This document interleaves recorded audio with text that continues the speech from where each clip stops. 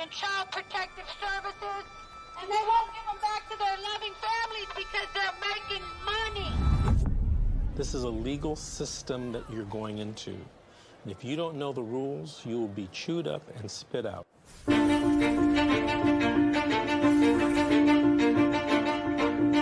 If I could say anything to a mother who just got their children detained, you're in a crisis.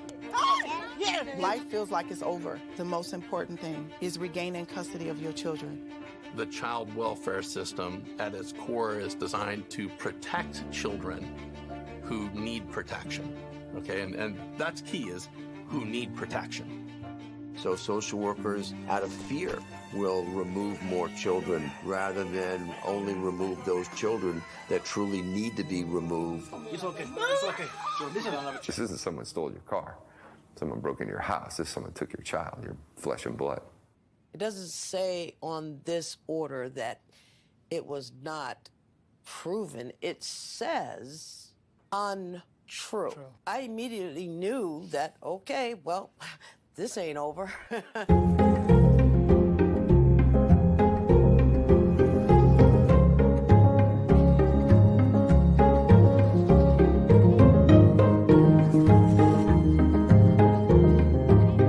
Were there signs there? Were there no signs? Did I miss them? Did I catch them? At this point, I honestly don't know. Families only get a finite amount of time to reunify. I came into this field to help families, not destroy them. The difference between the criminal system and the child welfare system is substantial. You have more rights as a criminal than you do as a parent.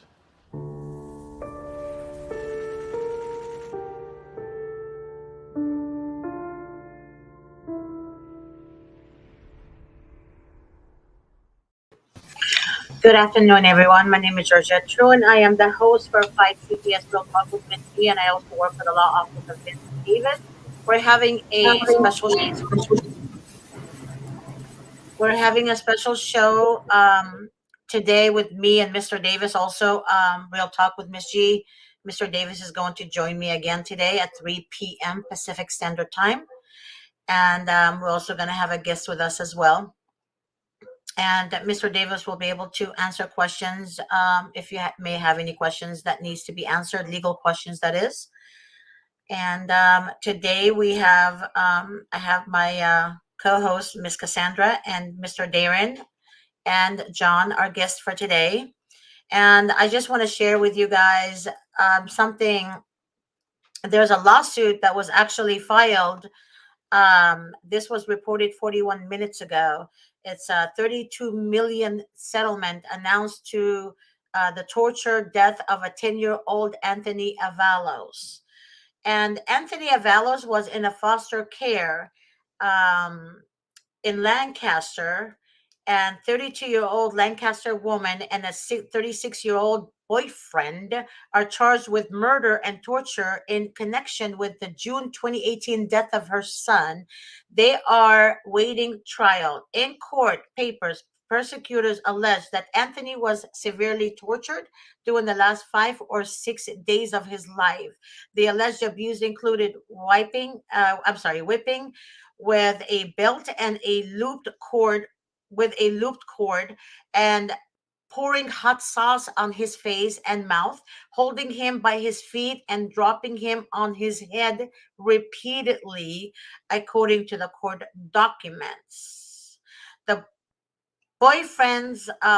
boy's father, aunt, uncle, and 6 of his half sibling filed a lawsuit last summer against the county, alleging that multiple social workers failed to properly respond to reports of abuse and of Anthony and his siblings during a downtown Los Angeles news conference. So that's basically what's going on with our system. So the abused children they don't do anything for them, but yet they steal children from innocent parents. So that's the part here, the big picture here. There's a lot of innocent parents out there, but yet they put the children in abusive homes. Foster parents abuse, the boyfriends abuse, and no one is hurting. No one is hurting except the child. Yes, the parents do suffer severe trauma, but the children are suffering way more because their voices are silent. They're not being heard. And even when the child reveals something to the social worker, right? Like when the child says, a 6-year-old says, my mom and dad never beat me. I have food. Everything is fine at home. The social worker would report the opposite. The child says he's been beaten. The child says, etc., etc. And they attack innocent families. This is the crap that I talk about daily as much as I can. This is the crap that I try to educate people about, and not to trust the social workers. And in fact, when a social worker says your child said, where is the facts and the proof to show that the child did say? Where? Because it's always their word against yours, the parent, always. And the child is kept silent. How? They medicate the children. Over 50% of the kids are medicated because they need to keep them silent. And that's the reality of our government. That's the reality of CPS. That's the reality of the state. That's exactly what they do to our children. And everybody benefits. Everyone benefits from them. Everyone benefits from the children in the state custody. The therapists benefit, the psychiatrists benefit, the teachers benefit, the guardian ad litem benefit, the social worker benefits, the judges benefit, the court, the investigators benefit. All of them benefit. But where is protecting the children at? This part is missing. Protecting the children. So really what they do is use the children as merchandise. That's all they do. 100%. There is no 50%, 80%, 25%. Is 100% they use the children as merchandise. And that's the reality of shit in the United States. Darren, where are you, sweetie? Darren is missing. I'm right here. Okay, honey, I don't see you. I'm just writing to you. I don't see your pretty face. No, I'm right here. Okay, so you don't see me, but you can hear me. There you go. So what do you think about what I just said, Darren? You were not listening. Well, you know how I feel from earlier. I feel like this system. Oh, God. You know how I feel about this. I feel like the kids, everybody's missing the whole damn point of this, is it's the children. The children are the ones that are being affected by all of this. So like I said earlier, you can go ahead and throw all of this crap at me. You know what? I've done what I've had to do. I've paid my penance. I've sat in jail cells. I've done what I've had to do for that. I'll do it again for my daughter over and over and over. But do not punish her. She had nothing to do with anything in these. These children have nothing to do with it. I think it's a downright shame that these people are lying to the kids. These kids don't know what the truths are. You know, they're not able to be told because those social workers want to be the good guy in this situation, when in all reality, they're the speed bumps in the way of them getting reunification back with their families. You know, they show off the fact of you giving your kids gifts and, you know, talking to them and all of this, but yet the caseworkers will show up and give them little trinkets and, you know, get on their good side. I mean, what are you going to do when you're a 3 or 4 year old? All they do is sit there and they try to convince them that mommy and daddy don't care. That's why they don't show up, they don't call. But in fact, it's the caseworkers themselves in the departments that are keeping these people away from their kids. It's not a matter of the parents not wanting. It's a matter of them not allowing. And this is bullshit that they allow this to go on and lie to these kids and say that this is the case. Now, I get it if it's a rape situation or something very horrid, like we talked about earlier. But when it's not, and it's just a simple faux pas, and it should just be a real easy whatever. No, they're destroying these kids, destroying them. Destroying kids. And they're taking them from innocent families. And honestly, I do understand there are kids that needs to be removed. I get that part. However, I mean, they shouldn't be targeting innocent families, though, just because they don't like them, or because the social worker doesn't like the mom, or she doesn't like the father, or, you know, she doesn't like this, or she doesn't like this. I mean, they shouldn't be targeted like that. I have that is so. Look, looked. What is imminent danger? Why is no one asking this? Because they get to have a huge rule of that definition, because there's no definition that says what imminent danger is to them. You know, some person's view of imminent danger might be one thing, and then someone else's is something else. There's no stern imminent danger means this, or this. So these CPS people just come in and say, "Oh, imminent danger of what?" Oh, I have something to add to that. There was a social worker that told one of the fathers, "Why does he have a lot of tattoos on?" And that was on his camera. He had cameras in the house. She asked him, she said, "Why do you have a lot of tattoos on?" You know? And he said, "What's wrong with tattoos?" She said, "It seems to me that you have issues." That's what she said to him. And that was a week ago. And I was listening to him, and he said he has tattoos on his body and his arms that, like, for example, he lost his mother, right?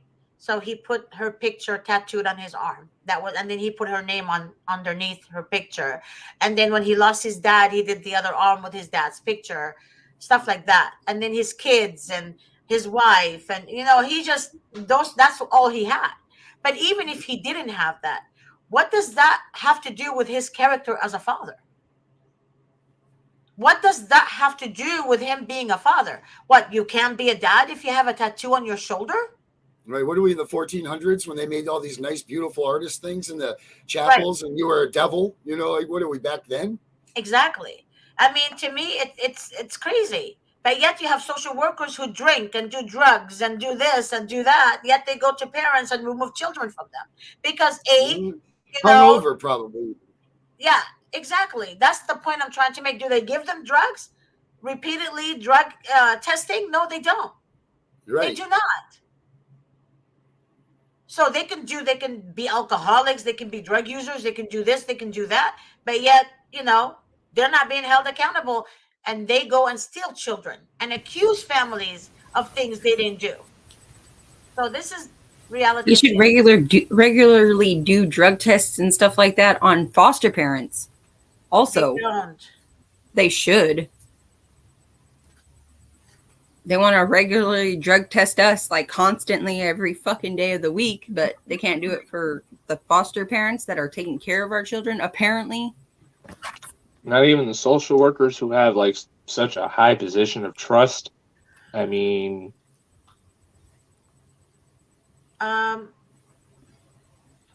Social workers, I'm sorry, somebody keeps texting me from the show, watching the show. Social workers are, Mr. Davis disagreed with me on that. He said there are some good social workers. I think different.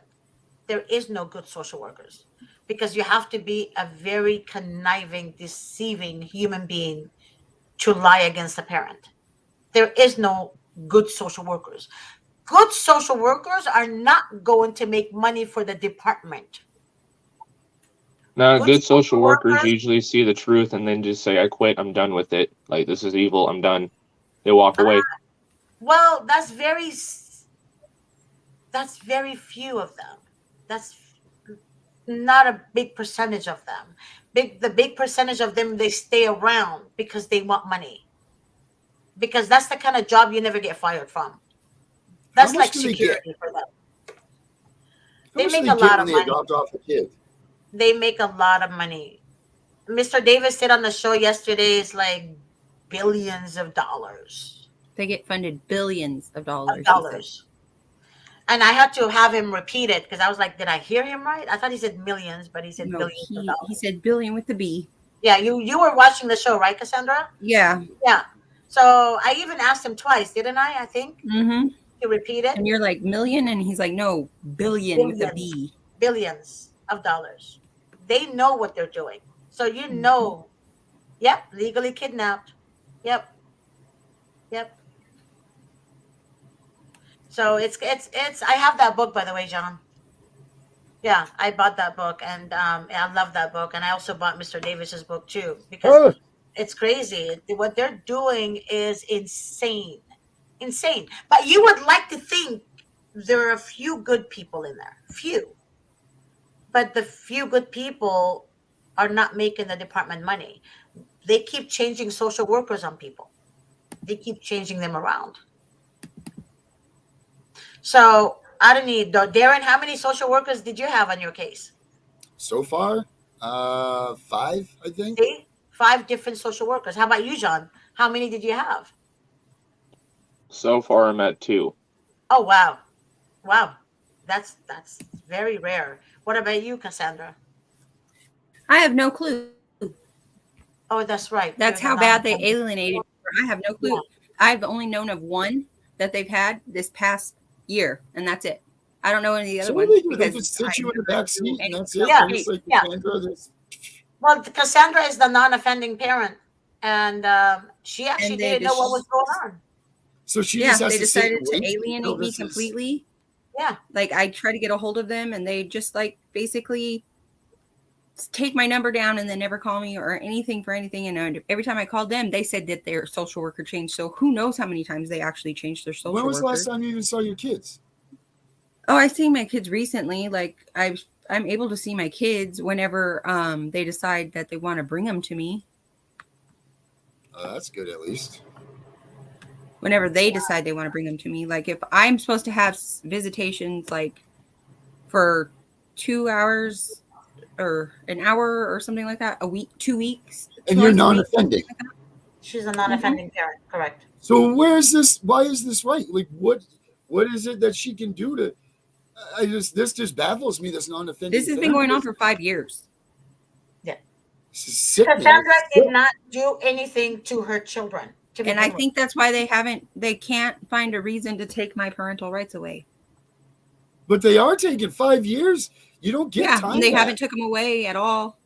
They're but gone they haven't from given you my now? kids back either. Yeah. John, so let us know, John. This is your second time with us today. So what's happening in your case? Well, I've progressed to overnights. They've been going pretty well. So like I said, I have cameras all around my stuff. And I even let the social workers know about that legislative bill that you love talking about. And they've stopped arguing with me as far as being recorded, because they used to argue with me a lot about it, because I wouldn't be afraid. I would shove a camera in their face. Not literally, but figuratively. But ever since then, they haven't tried to contact me as much unless it's needed. And they are also making a big delay on my services. Now, luckily, I have a court-appointed attorney that actually knows about Vincent Davis, and that's one of the people that inspired this particular attorney to be an attorney. Yeah, I got that going along. And then as far as one of the service providers, because they messed up on one particular service provider, I'm not going to say which one, but me and the mother have had this service provider, right? They gave us the same one. Attorney argued at the status review hearing that it would be a conflict of interest. So then they tried to put me with another provider.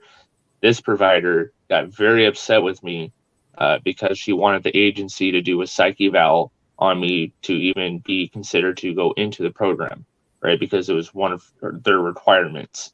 And I told them, well, I don't know how that's going to happen, because the agency doesn't see any reason for me to get a psych eval in the first place. So I don't know what we're going to do here or what's going to happen.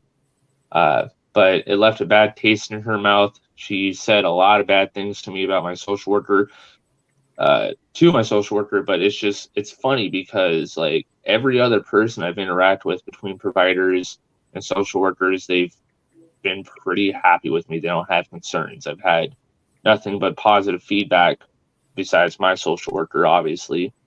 He'll say nice things to my face, but then obviously turn around and say something different. This isn't nothing new. But it's just funny because my parenting class provider has no issues with me. The last provider that I mentioned earlier, the one me and the mother had no problem with me at all. And then I even have my own therapist through my own health insurance that has no problem with me at all. And I even told this provider that was very salty, is like, I'm sorry, but with all due respect, I've had a lot of big eyes look at this case and look at me.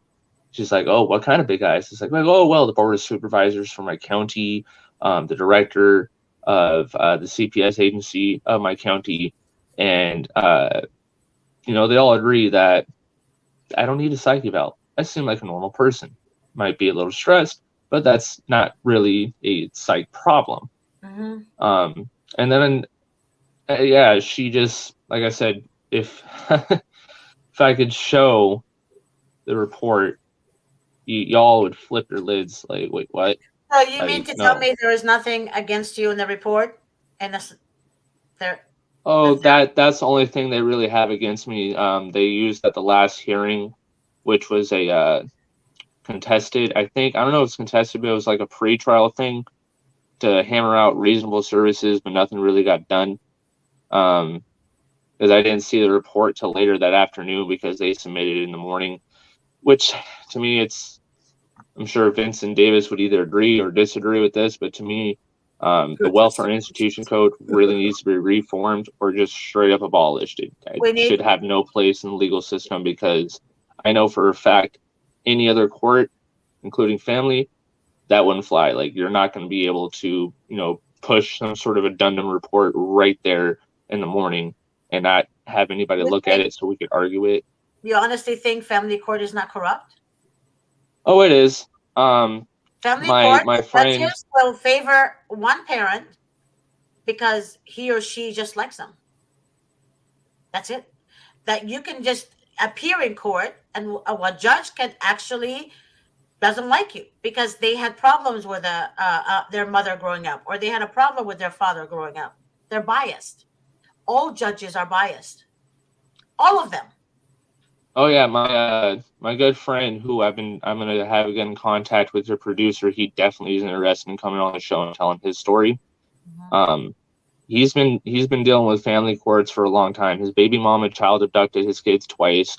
None of the courts want to do anything for him. The child abduction unit doesn't want to do anything for him, and it's just because he's black. And here's why I say that, because at one of the family court hearings, right, they straight up told him, well, we're not going to grant this. I'm sorry that you're going through this. You're just black and you got to play the game. That's what they said to him in the family courts. Wow. And also, there was no proof that he actually was with the kids when the said abuse happened either. Imagine that. Like I said. And they still denied him. Like I said, judges are corrupt. They usually favor the parent that makes more money. They favor the abuser. They favor narcissist. They favor sociopath. They favor them. They do. Because they're the only ones who know how to be cool. You know, they're not educated to know how a sociopath behaves in court. They're not. So they do favor certain parents only because they have a title, or they have money, or they have this, or their wives have connection to the courts, or their mom have connection to the courts, or, I mean, but the good parent that actually is a good parent to the children is not favored. So where do the kids go? They suffer in the hand of the abuser, and they have to keep silent. They have to keep silent. I mean, what really gets me is so many people are hurting. So many kids are suffering. I mean, John, actually, last time we had you on the show, I was so impressed by you that I actually asked you to come back, if you remember. And even Cassandra was impressed by you. You know, Cassandra was like, I really like this guy. You know, think about it. But when you go meet a judge, John, that wants to destroy you because of her own or his own personal reason, they're not going to see what we see. Right? These judges make decisions on cases not knowing anything about the person, the parent. Look at Darren. I kid you not. I think Darren and I and Mary been talking for over a year. It's going on 2 years. Am I right or wrong, Darren? That's it's going on 2 years. And I kid you not, they're great people. Great people. That's the truth. And to me, I can't process how. And when I say great people, I mean great people and great parents. Because their child is the most important thing in their lives. Yeah, the Darren world's soft right lights now. up when he spoke about her. Mary gets emotional when she speaks about her. That's love. They're not abusers. They're not drug users. They're not. Nope. They're very strong. They have a very strong personality, both of them, him and Mary. That much I know. Mm-hmm. And they don't like that. And they don't like that. And they do not like that. That's the problem. Mm-hmm. They do not like when you're smart. They don't like when you have a strong personality. They don't like it when you're assertive. Because when you're assertive, you're a very strong individual. You know what you want. Mm-hmm. They don't want that. They want a weak person that doesn't know what they want. So, again, they're going to result to what? A coward. Or they're going to penalize the strong. They're going to just they're going to penalize the strong's offspring is what they're going to do. That's like they basically did to me. They alienated me because they knew from prior interaction that I don't put up with their shit, and I was smart and I knew my rights. And that's what they don't like. Yeah, yeah. Oh, as and soon as I had the opportunity with my baby's dad, because he's always going in and out of jail, like, so he's used to it. He doesn't care. It's like whatever to him. Yeah, it became his comfort zone. Yeah. But the thing about it is this. I mean, they actually retaliate against you also because, for example, a social worker went to a home that was December of 2021, and she saw that the lady, the parent in the house, they had Trump. She's a Trump supporter, right? So they said, "Make America Great Again," Trump something, and they had a picture of Trump when he was in office. And the social worker said to her, she said, "Take that picture away immediately." So the mother said, "No, I like Mr. Trump." And she said, "You shouldn't worry about who I vote for and who I don't vote for." So the social worker said, "You're a Trump supporter. You are crazy." The worker didn't write that in her report. I heard this because parents that I speak with, that I know that I heard this from them, is because they have cameras in the home. And that's why I told everybody to start putting cameras in their homes and outside their home as well. And also make sure that you have a sign on your yard stating this house is 24-hour surveillance. Mm-hmm. That's very important. The social worker literally said that to her. So they retaliate against parents also because they voted for a Mr. Trump. When I heard that, I was so distraught. So she told her court-appointed attorney that the CPS investigator retaliated against her because of Trump. And the court-appointed attorney said, "That's irrelevant." Yeah, I love that. That doesn't matter. Irrelevant. Doesn't matter. Well, I'm not going to take that to the judge. I'm not going to tell the judge that. I'm not going to take the recording to the judge. I'm not going to admit the recording in evidence because it doesn't matter. What do you mean it doesn't matter? Right. What matters exactly when you steal your children?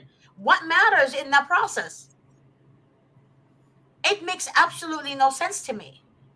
It's like common sense is completely gone. Well, how is it that they can get a restraining order on me and the same woman that I can't say her name is can still be the one that leads our case? There's no bias now? I mean, and she got that through a lie and through bullshit and everything else, but now she can still be the one that leads our case? How does that make any sense whatsoever? It makes no sense. It makes no sense whatsoever. It makes no sense. And then when the mother is cool in court, they say she doesn't care enough. When the mother is emotional, she's crazy. And vice versa. I mean, it's crazy how they evaluate you. and they don't even have a degree to evaluate you. They don't have a psychiatrist degree to evaluate you.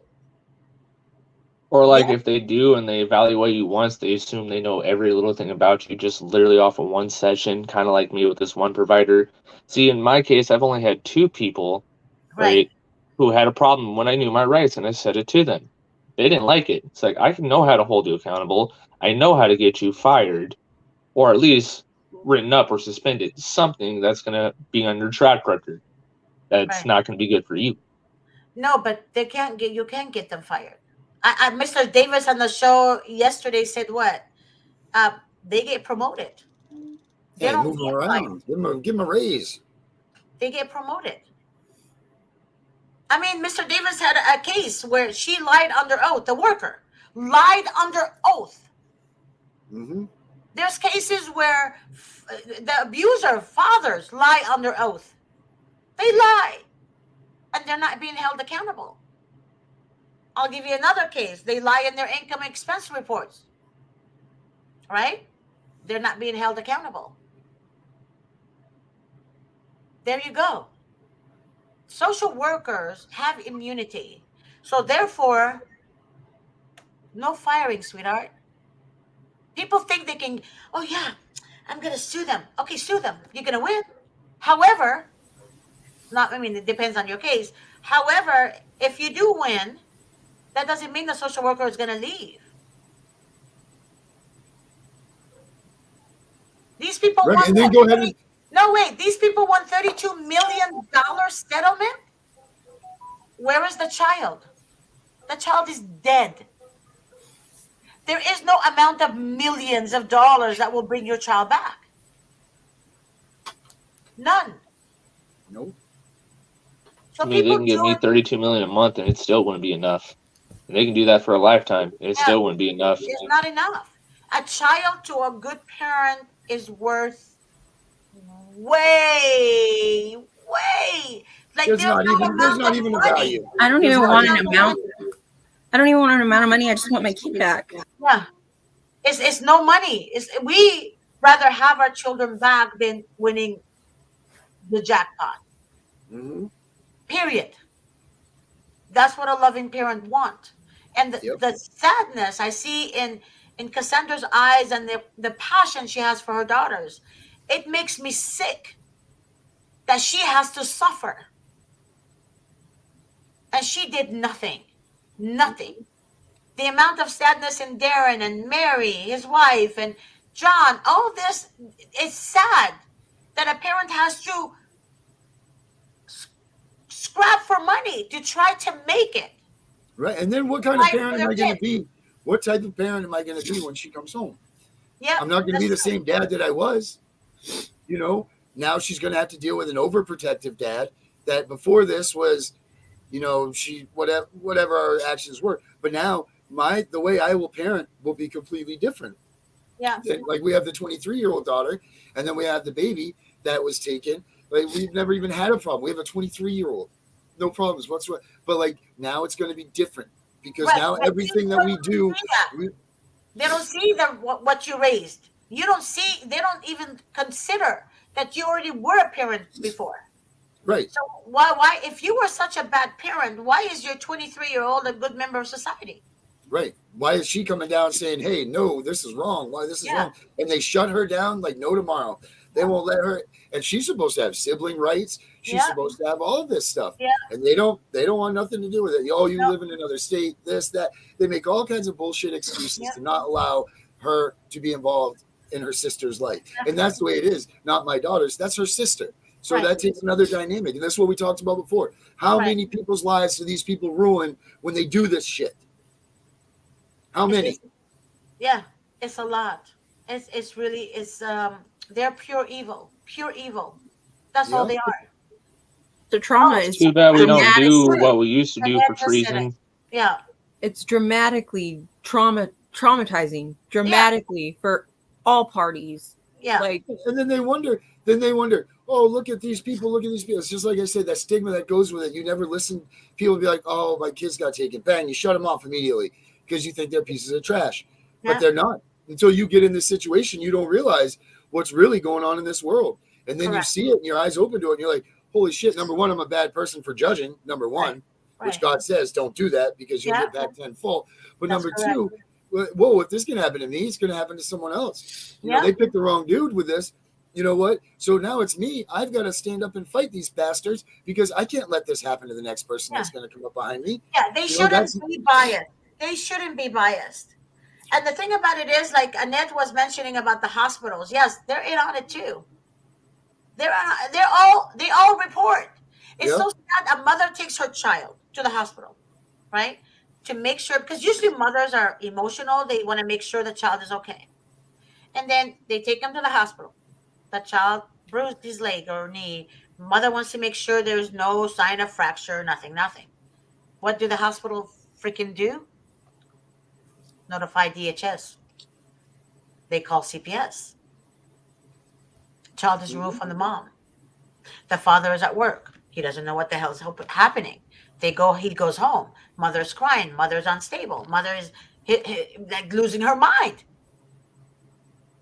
She didn't sign up for this. Nope. She didn't sign up for this. The police. There's a domestic violence. Neighbor reports. I heard loud noise. He goes to the house. The cop sees the parents. Well, what's going on? We got a report. The parents like, well, we were having fun watching the football game, and I was shouting for my team, and my wife was shouting for her team, and that's all it was. The police officer makes a report, domestic violence. Mm-hmm. They walk in the door. They see the game on.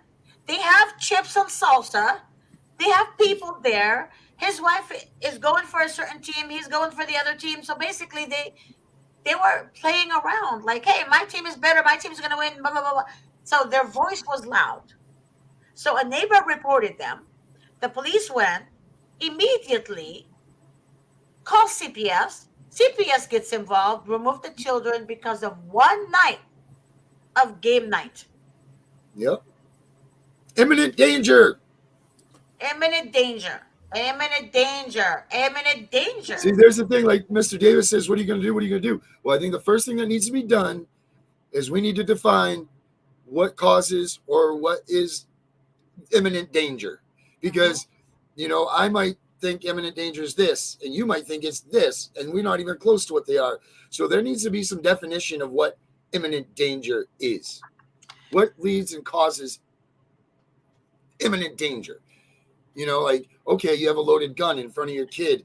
Okay, the guy's drunk with a gun in front of your kid. Okay, I would consider that possibly imminent danger. You know, okay, there's a dad who hunts that has a bunch of locked rifles in the thing behind him because he shows his guns off. That's not imminent danger to me. You know, this is a responsible gun owner. Any You know, sign that will cause death or serious physical harm. That's what imminent danger is. okay, and what events? So imminent nothing danger. Nothing in my case led to imminent danger. You know. Yeah. So basically, they make imminent danger even, for example, when we had the earthquake, if you guys recall. Like we had like, I don't know, 4.5, 4.2. Last year, was it last year, guys? Remind me. Anyways, there was an earthquake that happened. And the child, something fell on the child's head from the house because it was kind of, and the child was in the wrong area. So the mother grabbed the child and took the child in her arm and went underneath a table or something like that. So the child got hit on the head with an object. After the earthquake, the mother took the child to his pediatrician. She made an appointment. And she told the pediatrician, hey, I just want to make sure he's okay because during the earthquake, something fell on his head. I just want to make sure he was okay. So the pediatrician told her to take him to emergency, which she did. She took him to the emergency to be, to do a scan on his head to make sure everything is okay. And her child was removed. Now that's from an earthquake. If she was the abuser, think about it. Usually abusers, narcissistic people, sociopathic people don't take their children into care. They don't want to be caught. If they abuse the children, they make them wear long sleeves in a hot summer day at school. Mm-hmm. That's when they teach the children what? You better not say anything or your dad is going to jail. You have to lie. If you say this, your dad's going to get in trouble. Children naturally, with their young brain, they don't want to hurt the father or the mom, right? So, but the father says, no, you have to say your mom, your mom, your mom. Why? Because I'll go to jail. You don't want me to go to jail, do you? They make them guilty. That's how they brainwash children. So brainwashing children should be a law on that. It should be a severe sentencing You're law. damn right. It has to be proven. Has to be proven. Not just take the word of a narcissist in court or the abuser in court because you like him, because his status, because this and that. That's bullshit. That's bullshit. Cassandra doesn't need to cry every day. Darren doesn't need to be away from his child. This is ridiculous. What imminent danger did they put the children in? When Cassandra was not even there, it was the father that put them in imminent danger. She doesn't live with the father. How in the name of God would they know that they're going to do this? Darren was not part of this. His wife was not part of this. It was a report made. Am I right or wrong, Darren? You're right. Absolutely right. There you go. Just a freaking report. That's all it is. Not even proven facts. Imminent danger. Darren had food in the refrigerator.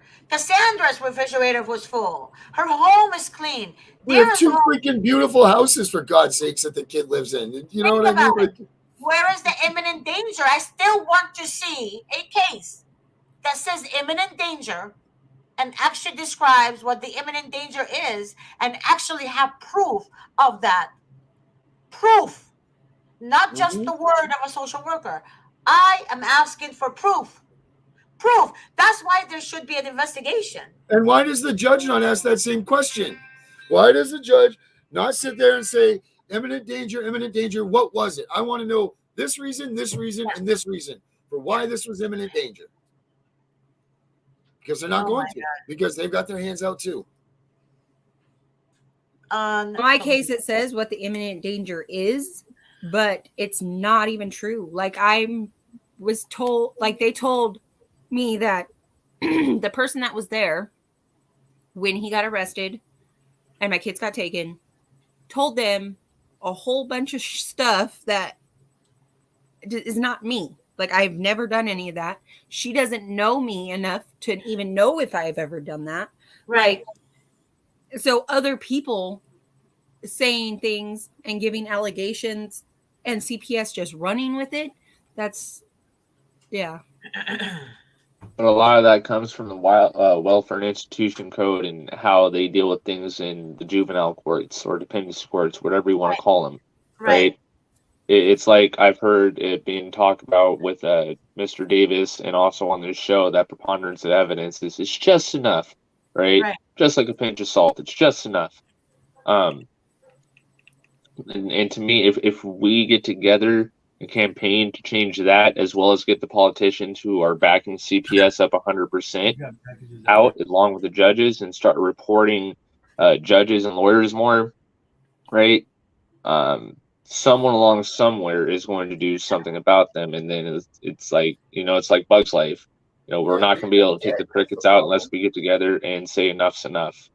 Right. Because the way the juvenile courts are ran is the reason why they get away with so much. We're in their own courts, right? And at the end of the day, when you break it down, they're nothing but administrative judges. That's it. But they're just as low as a probate court, but somehow have more power than the Supreme Court, which is ridiculous to me. I want to just. It really is. This is straight from my file right here. I just want to read this. It may be difficult to see in writing very specific information about the facts that led to this decision. Wow. But yet, see that? He doesn't have his child. They don't Read even it have again. words. Aaron, read it again. Read it again. It says it may be difficult to see in writing very specific information about the facts that led to this decision. There you have it. There you have it. But they take the child. Mm-hmm. There is no fact for removal, but yet they take the child. They take the child. There's no words in the English language that, or any language, I guess, that describes what was done. So either it was so atrocious we don't have it, or they don't have a goddamn thing, and they still came and stole my kid. Exactly. And then held me at the highest level of child abuse that they do, because that's from my substantion report or whatever. There was nothing. They still have nothing. There's no evidence of anything because there is nothing. And these judges still let it go right through. Yep. And the judges don't even do checks and balances. Nothing. So we do need to change the laws. The laws must change. Unfortunately, we have a president in office currently right now that can barely make a decision. He can decide which child he likes to grab a hold of in his election pictures, though. I mean, we have a president, we have people in office that don't care. They think, hey, let CPS do whatever the hell CPS wants to do. It's a money train. It's all money. That's why they're so accustomed to it. They're so used to it. They need that money. They need that taxpayers' money going. Your taxpayer money is what giving the system, legs to stand on. I mean, they're gigantic. Mm-hmm. Billions of money, billions of dollars, billions, not millions. As I thought yesterday when David said it, is billions of dollars. This shit is real. I mean, that $32 million lawsuit, do you honestly think is going to affect the workers or the department? No.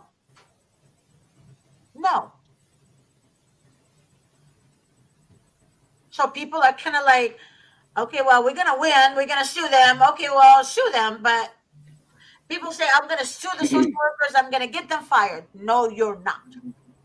You're not going to get them fired. You're not. CPS is getting $1.8 billion. CPS gets $1.8 billion in federal relief funding. $1.8 billion in federal relief. That's in federal relief funding. CPS gets $1.8 billion in funding that your tax money pays for. That's exactly why they do what they do. It's all about money. It's all about funding. That's like you guys going to buy a car, right? The salesperson wants you to buy a car from him or her. Why? Because they get incentives for every car sold, right? Well, their incentive is not as much as a social worker. But that's why Nancy Schaefer mentioned they use kids as merchandise. Merchandise that sells. Cash for kids. Yeah, exactly. Kids for cash. Kids for cash. So follow the money. That's what you're going to find social workers. These mother effs have so much power that they misuse it every day. You think social workers don't have family members who are foster parents? Think about it for a second. They do. You think social workers don't have a best friend who's a foster parent? They do. That's how they make money. It's a family business. Okay, Auntie, we have this different last name. Check this out. I'm going to take that child tomorrow, and I'm going to bring him to your home. Right? Auntie's going to be available to take another child in.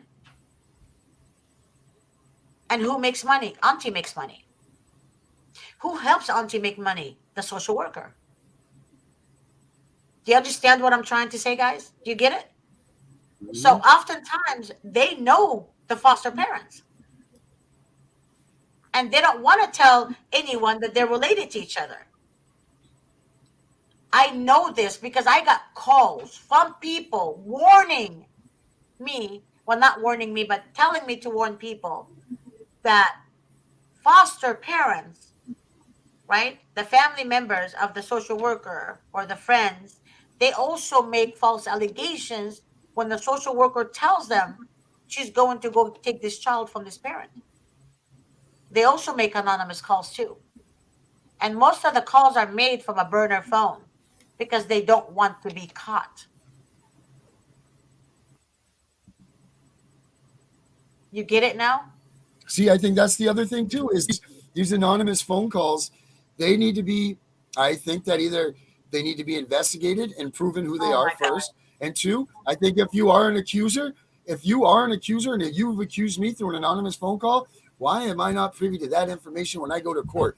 Because if you're using that as fact against me to prosecute me, then I'm pretty sure that the Constitution or the Bill of Rights say I have the right to face my accuser. Right. So you have the right. Well, you do, because so it's a from due every process beginning of issue. every part of this system, it's fucked. Yeah, but also check this out. Foster mom that has my son is a DCFS supervisor. That's what Kayla said. That's sad. That's very, very, very sad. And oftentimes, guys, people don't understand how the system works. And those of you who do not have a CPS case, I pray to God you never experience CPS. And for those people who think, No, it's and for okay. those people who think that CPS does the right job, that they're all, candy and ice cream and cake, all those sweet things, they're right. not. They're You don't not. believe me?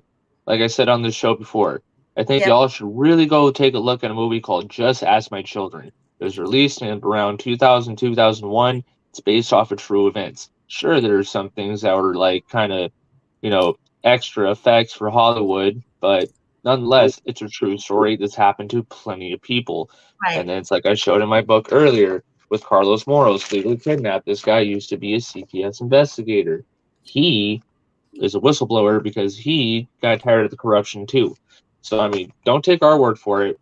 Go look up the research for yourself. And we're not saying child abuse doesn't exist, but I've came across stories that would blow your mind. The cure is worse than the cancer, so to say. CPS is worse than actual abuse. Even people like Carlos Moros says a child has a better chance at being with quote unquote an abuser than in the hands of CPS. Yeah, he's right. Well, it depends on the amount of, I don't know about, no, I take that back. I don't agree with him on that.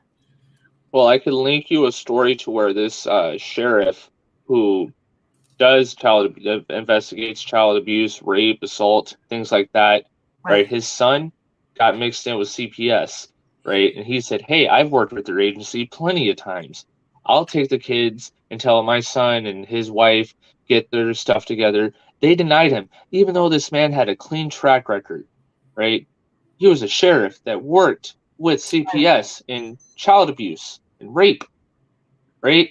And then another one of my friends, right, a long time ago when he first got involved with CPS, his mom and dad were principals. I think his mom was a vice principal and the dad was a principal of a school, right? His daughter got taken away at school. They didn't place him with the parents either, even though they have a clean track record themselves. Sure, he was messing up, but they weren't. Why couldn't they go to the grandparents? Makes no sense. Yeah. And look what Annette said. 50% of homeless people were once in foster care. That is correct. And actually, they don't leave them alone. Once you grow out from the system, you're going to be targeted for the rest of your life. They're going to come after your babies. They're going to come after every child you have. they will find you. That's how they're stalkers. That's why they love sociopathic people. They love narcissistic parents because they get along with them. They can relate to them. They love abusers. They love abusers. That's exactly what the system is. They're stalkers. They're cowards, right? Only a coward doesn't want to be caught.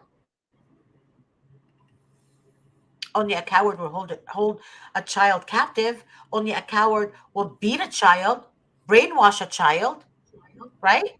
A strong person would never do that. Never. Never do that. And Annette also said 80% of the prison population were once in foster care. That is correct too. I like you, Annette, because you really do speak the truth. You're not making this shit up. It's the truth. The population in prison were once in foster care because they were drugged. They were abused, right? Brainwashed, retaliated against, beaten. When they grow out of the system, what do? They go back to what they know, right? Violence. That's all they know. And they commit crime. And guess what? The prisons, they make money too for every prisoner there. They make money. How else are they going to pay the people that runs it? It's all a money thing. That's why there's so many innocent people in jail. It's all money. They sell drugs on the street. Ice cream trucks selling drugs. Ice cream trucks selling drugs. Okay? Why?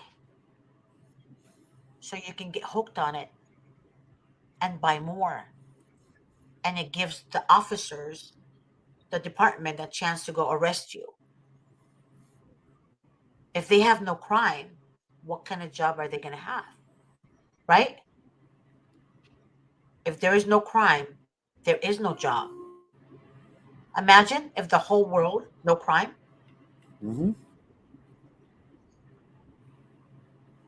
It's not going to happen. They sell alcohol, right?